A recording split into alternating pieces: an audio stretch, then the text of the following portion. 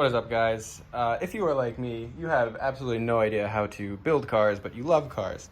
I have two old cars that I love dearly. I have a 1983 Datsun 280ZX Turbo, and I also have a 73 Datsun with the L24. Now, I'm trying to learn how to build cars, and I figured a lot of you are as well. So I'm going to be making a small little video on how to change an intake. This is the stock intake that comes with the L28 series motors. And basically I just bought nice cold air intake from, Z-Car Depot. It's this. I bought a basic toolkit, 192 piece ratchet set. I got some screwdrivers and some bunch of other random stuff, but let's see if I can figure this out, and hopefully you guys learn something too, because I have no idea what I'm doing, and I know there's a lot of people like that on the internet. So get ready. All right, let's start off with trying to figure out what's what. This needs to go in there. This piece needs to go on that, where that aqua piece is, and this whole box needs to come out.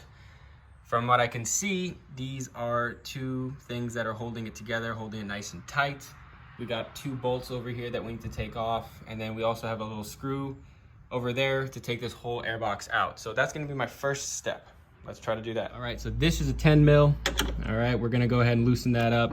That's actually not a 10 mil, it's something smaller. I'm assuming 8, but I'm gonna need a screwdriver.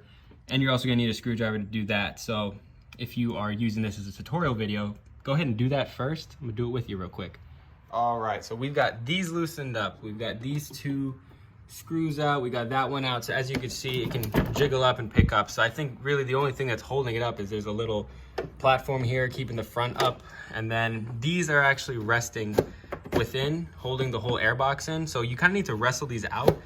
They are not attached to anything. They wiggle, as you can see. So once you get that out, you kind of also need to wiggle this cylinder out of the coupler. So do that next. I got those black things out. Again, you just really just slide it, wiggle it out, it'll slide right in. There's nothing holding them together, so do that. Last thing we need to do is then slide this out of the coupler. I'm not sure if I need this black coupler.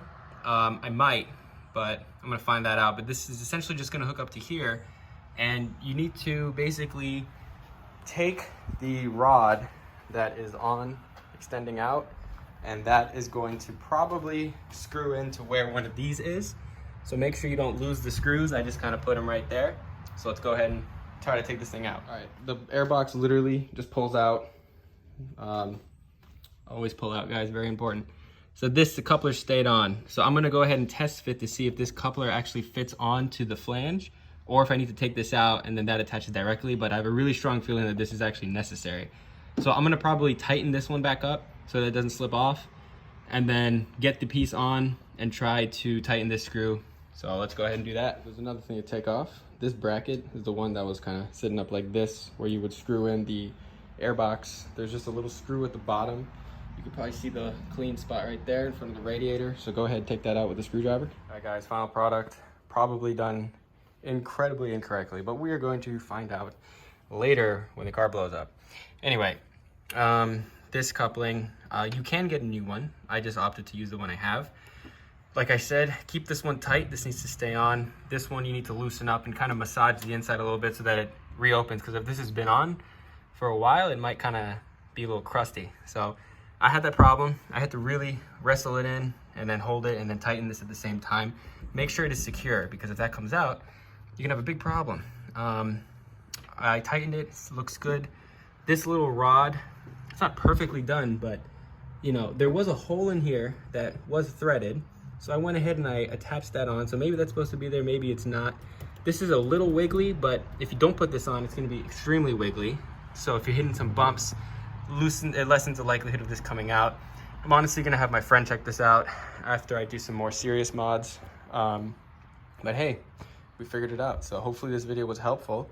Drop a comment below if you found it helpful, if there's any questions you have that I will not be able to answer, but it's good to pretend. All right, guys, see you next time.